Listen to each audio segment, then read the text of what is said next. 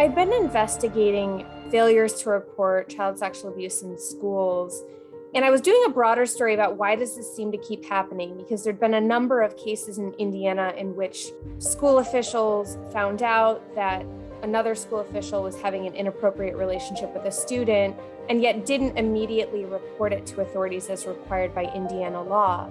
And so while I'm doing this story about why does this seem to keep happening, I had a source say, you really need to look at USA Gymnastics and how they handle these allegations.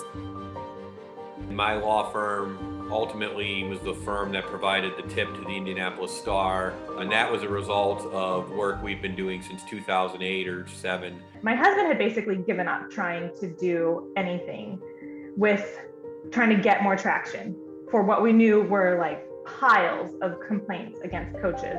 He's known about the cover-ups and everything that happens with the coaches just getting moved around if they get caught. I've talked to the FBI in Milwaukee, Seattle. They've come to my office in Indianapolis. I've gone to the Southern District of New York. I've talked to their human trafficking division in DC. I have gone to the Indianapolis Metropolitan Police Department more times than I can count. Like, they do not care.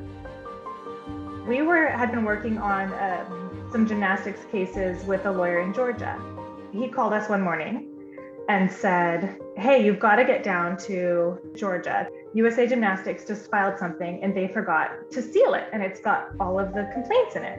We were just about to leave the country, so neither of us could get down to Georgia to get it. And finally I just said, well, let me just text this reporter that I met from the Indy Star, who was Marissa.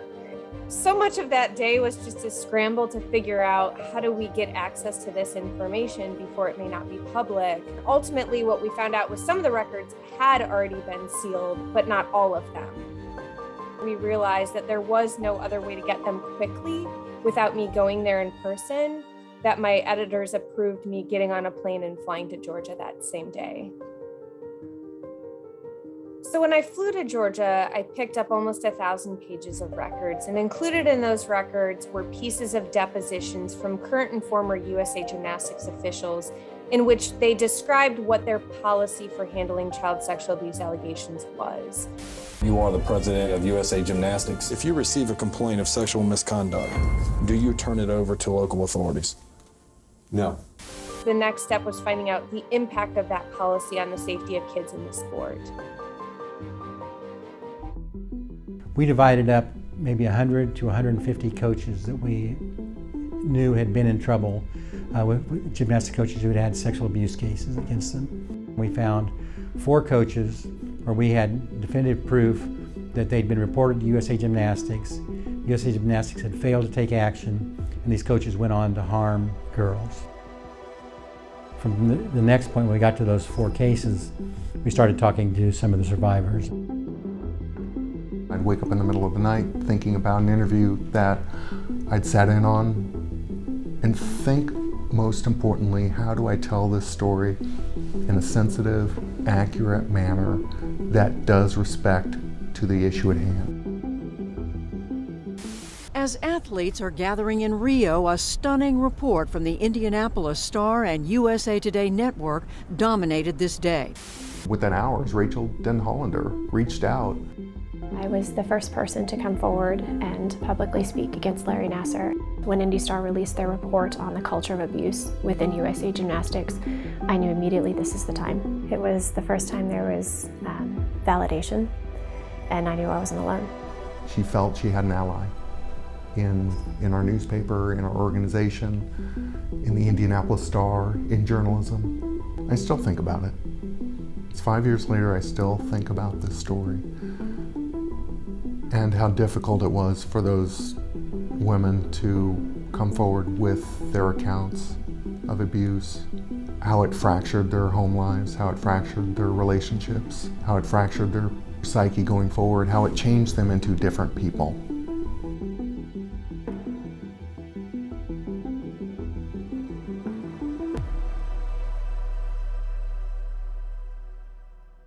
We as a society need investigative journalists more than ever. Without that first Indianapolis Star story in August of 2016, without the story where Rachel came forward publicly shortly thereafter, he would still be practicing medicine, treating athletes and abusing kids. I, too, was a victim. I didn't understand the magnitude of what all was happening until the Indianapolis Star published its article in the fall of 2016, entitled, "Former USA Gymnastics Doctor Accused of Abuse."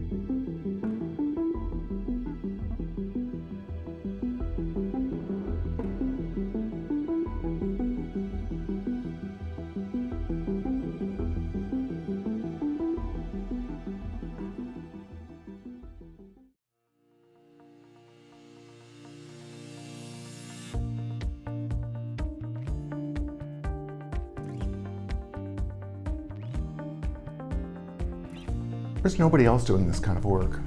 Nobody. That is our passion, is to tell stories of humanity, reveal injustice, right wrongs. All these women come over and they're like, "You're my hero."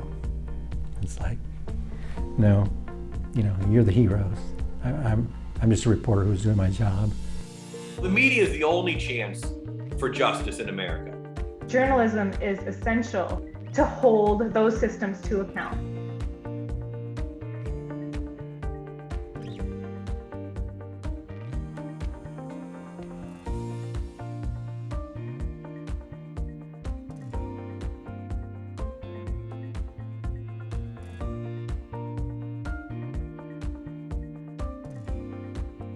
I was lucky enough to attend trainings at Pointer several times earlier in my career. Continuing to build our skill sets is incredibly important, but also being able to connect with others in the industry who are equally passionate about the work that we do and are trying to continue to get better. The service that Pointer provides is something that we desperately need as journalists.